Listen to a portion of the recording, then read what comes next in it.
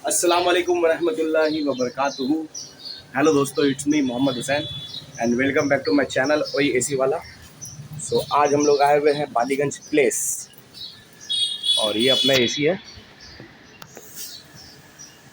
एक टावर यहाँ पे है और एक टावर वहाँ पे है,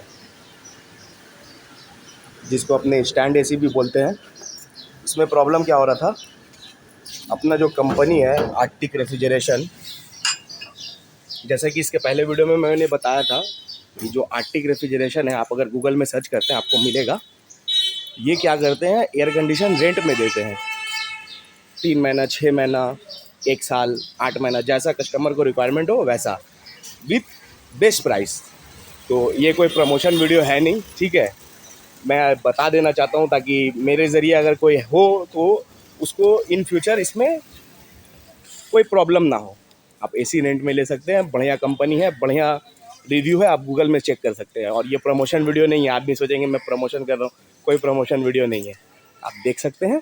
और एक बात और, अपने सिर्फ कोलकाता में ही रेंट में देते हैं एसी, आउट ऑफ कोलकाता नहीं। मतलब कोलकाता मतलब अपना न्यू टाउन हो गया, एयरपोर्ट हो गया, मध्यम ग्राम, ये नियरेस्ट, ठीक है ना। अपने ऑफिस है कोलकाता 14 में, ठीक है, जो कि पड़ता है सीआईटी रोड पत्तोपुकुर।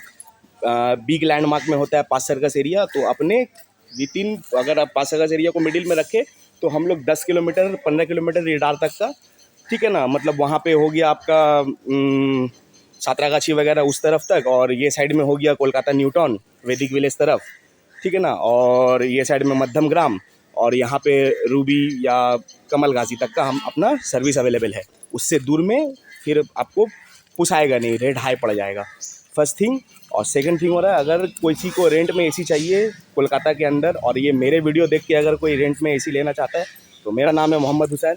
आप अगर ओनर से बात करते हैं, मैं यहाँ पे नंबर डाल दूंगा, और आप गूगल में भी सर्च कर सकते हैं। आप ओनर से बात करते हैं तो आपको बोलना पड़ेगा कि आपने मेरा वीडियो देख के आया है, तो इंशाल्लाह आपको नॉर्मल जो प्राइस है उससे थोड़ा सा और भी डिस्काउंट मिल सकता है, ठीक है ना।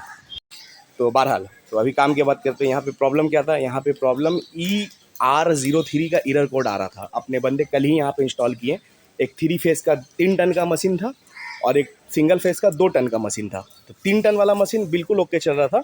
कस्टमर ने 10 साढ़े 10 बजे रात में फ़ोटो खींच करके भेजा हमारे ओनर को कि देखिए आपका एक एसी चल ही नहीं रहा है। तो अभी हम लोग आए वही चेक करने के लिए, क्यों नहीं चल रहा है, क्या है। तो चलिए मिलते हैं आपसे साइड में।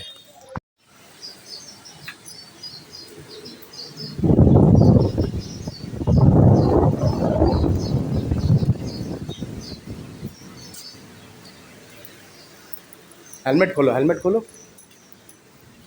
तो देखिए, अपने को यहाँ पे कंप्लेंट था E3 का एरर कोड आ रहा था। बट जब हम आए यहाँ पे तो हमें क्या दिखा, हमें दिखा कि डिस्प्ले में कुछ शो ही नहीं कर रहा है। और जब मैंने ऑन बटन को, पावर बटन को पुश किया तो वो इंडोर ऑन हुआ। उसके बाद, उसके पहले इंडोर ऑन नहीं था। और उसके अलावा इधर कोई भी बटन काम नहीं कर रहा था। फैन स्पीड का हो, टेम्परेचर का हो या मोड का हो, कुछ भी काम नहीं कर रहा था। सिर्फ पावर ऑन ऑफ का बटन काम कर रहा था। तो अभी क्योंकि एसी चल गया था तो अब अपने को देखना है वो सिंगल फेस यहाँ पे क्या इशू है क्या नहीं है। और ये 3 फेस का मशीन है। ये 3 टन है ना, वो 2 टन है।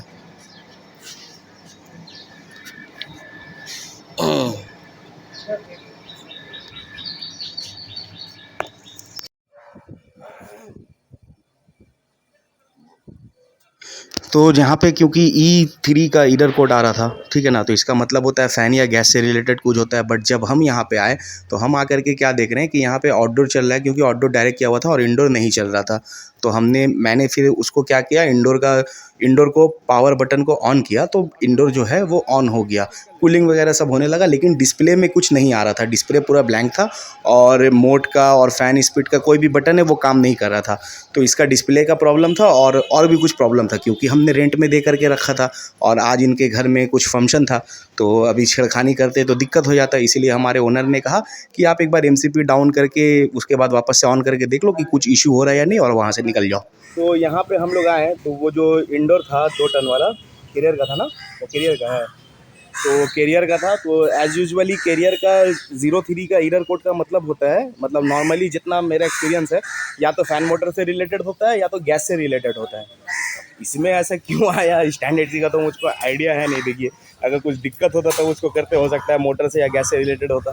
तो अपने जब यहाँ पे आए थे आउटडोर चल रहा था, इंडोर चल नहीं रहा था। तो बाद में इनका मेड वगैरह बोले कि कल कोई आके वहाँ पे बटन वगैरह पुश किया, तो अभी मेरा डिस्प्ले काम ही नहीं कर रहा है। एसी का डिस्प्ले कुछ शो ही नहीं कर रहा है, सिर्फ पावर बटन ऑन ऑफ काम कर रहा है। और जब चलाएं तो बढ़िया कूलिंग हो रहा है, क्योंकि रेंट में है और एक दिन के लिए, सिर्फ आज के लिए रेंट में देना था। कल अपने बंदे आकर के, ये हमसाद है, इसको तो आप लोग जानते हैं यही आकर के लगाया था। और ये 3 टन लगाया था, उसमें कोई प्रॉब्लम नहीं हुआ। 2 टन एक और बंदा लगाया था, उसमें प्रॉब्लम हुआ। तो बहरहाल जो भी हो, कल लगाए थे, आज यहाँ पे फंक्शन है तो अपने इसीलिए छेड़खानी नहीं कर रहे हैं।